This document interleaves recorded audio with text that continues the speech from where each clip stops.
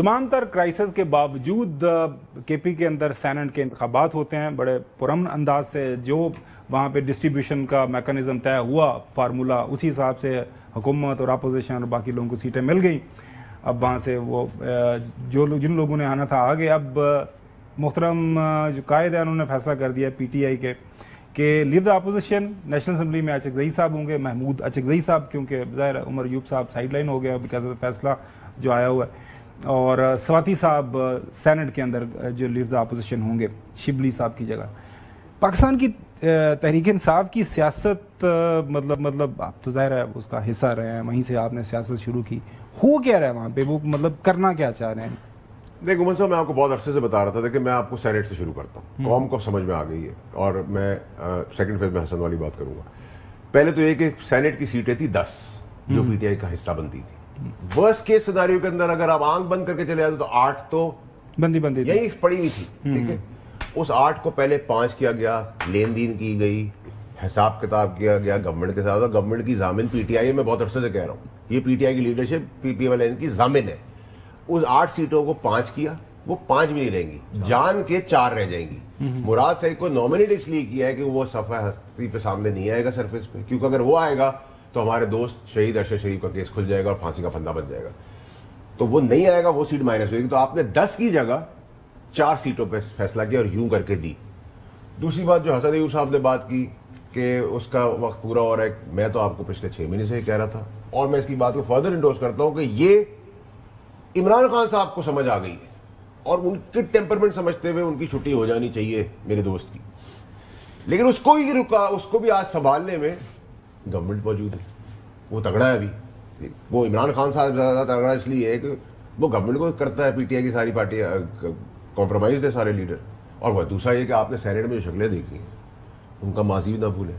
ٹھیک ہے, ماضی نہ بھولا کریں محمد صاحب. عادت, فطرت اور ماضی, یہ 3 چیزیں آپ نے اپنے پلو سے باندھی. میں بہت چھوٹا ہوں آپ کے آگے ایکسپیرینس میں, لیکن میری یہ 3 باتیں آپ نے اپنے پاس رکھنی. ایک, بیسی کا عالم یہ ہو گیا ہے گمن صاحب, اور میں آپ کے توسط سے ایک وارننگ بھی دینا چاہتا ہوں ایک انٹرنیشنل چین کو, کہ ایک باپ نے 9 گھنٹے بس پھنسی رہی, اس میں معصوم بچے تھے 25. اس نے ان کو فون کیا ڈرائیور کو کہ ان کا بچے چھوٹے چھوٹے, ان کے کھانے کے پیسے نہیں ہیں, ان کو کھانا دے دو, میں آن لائن ٹرانسفر کر دیتا ہوں پیسے. سمجھے اس بات کو, آن لائن ٹرانسفر کر دیتا ہوں. اس چین نے کہا بے حسی, دیکھیں یہ چین کا قصور نہیں, بے حسی ہے ہم سب کی, ہم بے حس ہو چکے, جانور ہیں ہم. ٹھیک ہے, اس نے کہا جی ہمارا آن لائن سسٹم نہیں, ہم کھانا نہیں دیں گے. ایسے سارے ریسٹورینٹس کو میں بڑی کلیئر وارننگ دے رہا ہوں کہ اگر کوئی ایسا سچویشن ہوتی ہے آپ پیسے لیں, ان کے ماں باپ آ کے پیسے دیں گے, آپ ضمانت کے طور پہ وہ ڈرائیور کو روک لیں, ان کے فون روک لیں, جو کرنے کریں, لیکن اس کو ہم جانے نہیں دیں گے. آپ شراب پینے کی جو ریسٹورینٹ میں اجازت دے رہے ہیں وہ آج سے مجھے تو پتا ہے وہ ریڈ ہوگی. اگر آپ کھانے کے لیے بچوں کو نہیں دیں گے اپنے اسکول کے اندر, تو اس جمہوری پاکستان جو اسلام کے اوپر بنا ہوئے, ادھر ہم آپ کی شراب جو آپ ریپ کر کے لاتے ہیں وہ بھی نہیں چلنے دیں گے, ریسٹورینٹ والے مالکوں کو بھی اندر کر دیں گے. اور یہ ہمارا رائٹ ہے ایز پارلیمنٹیرین. پرابلم ساری ہے کہ ہم اپنی ذمہ داریاں نہیں لے رہے. آپ مجھے بتائیں, بے حسی دیکھیں, اتنے بچوں کو کھانے کے لیے چین نے منع کر دیا, اور وہ باپ کہہ رہے ہیں میں سب کے پیسے دے دوں گا, نہیں بھی دیتا تو دینا چاہیے کھانا. اور آج سے پریسیڈنٹ سیٹ ہونا چاہیے کہ اگر ایسے حالات ہیں اور معصوم بچے, آپ پیسے لیں, آپ ضمانت میں جو رکھنا رکھ لیں, لیکن ان کو کھانا کھلائیں. پہلے بند کریں نا تھوڑے سے کے لیے اس ریسٹورینٹ کو, اس چیز کو بند کریں, پہلے بند کریں, اور پھر جب وہ معافی مانگیں تو اس کے بعد آگے چلیں. اگر ہم بڑے بڑے نجی ہوٹلس جہاں پر کر سکتے ہیں, بند کر سکتے ہیں 5 اسٹار, تو پھر یہ ریسٹورینٹ چین کو کیوں نہیں بند کر سکتے؟ بالکل کرنا چاہیے, کریں, بند کرنا چاہیے. تو یہ ملک کے اندر یہ بڑی تبدیلی جس کی آپ بات کر رہے ہیں, یہ کب تک یہ روشنی سر ہمیں صرف اور صرف اللہ تعالیٰ نے وسیلے کے طور پہ, اسباب کے طور پہ ہمیں یہ روشنی صرف چیف کی صورت میں نظر آ رہی ہے. اور یہ سب ایکسائٹمنٹ بھی پاکستان کے اندر جو کوشش ہے اور جو سوچ ہے, کب تک ہم ایکسپیکٹ کریں گے یہ؟ میرے خیال سے سر بال رول ہونا شروع ہوگی. دیکھیں جو کریڈٹ کی بات کر رہے ہیں, مطلب منتھس میں اور ویکس میں آپ کو چیزیں پروگریسو. آپ ہم 2026 کے اندر ایک مختلف نظام دیکھیں گے پاکستان کے اندر؟ نہیں, ہم 2026 میں ہم پاکستان کی ترقی کے تسلسل میں اچھی چیزیں, مثبت چیزیں ہوتی ہوئی دیکھیں گے. نظام میں تبدیلی سے شروع ہوں گی, ظاہر اس کے بغیر تو ممکن نہیں ہے نا, کیونکہ آپ نظام مجھے نہیں پتا کیسے کہتے ہیں, میں تو نظام کہتا ہوں جو سربراہ ہیں اور ان کا تسلسل ہے, اور وہ جو گروتھ لا کے پاکستان کو تاج پہنا رہے ہیں وہ آرمی چیف ہے.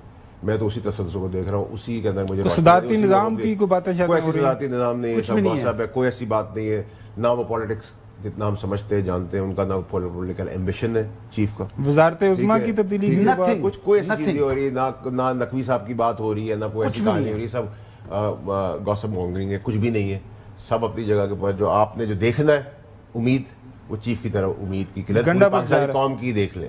دیکھیں جانا چاہیے جو حرکتیں وہ کر رہا ہے, جتنا مال اس پہ بنایا ہے. آپ نے وقت دے ہی نہیں نا مجھے آج.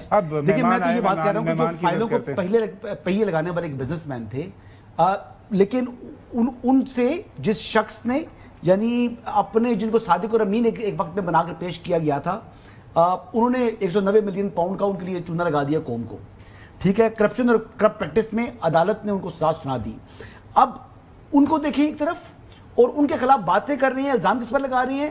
عاصم منیر صاحب کے اوپر, جنہوں نے پاکستان کے وقار کو دنیا میں بلند کیا اور مودی کی سیاست کو ہندوستان کے اندر دفن کیا.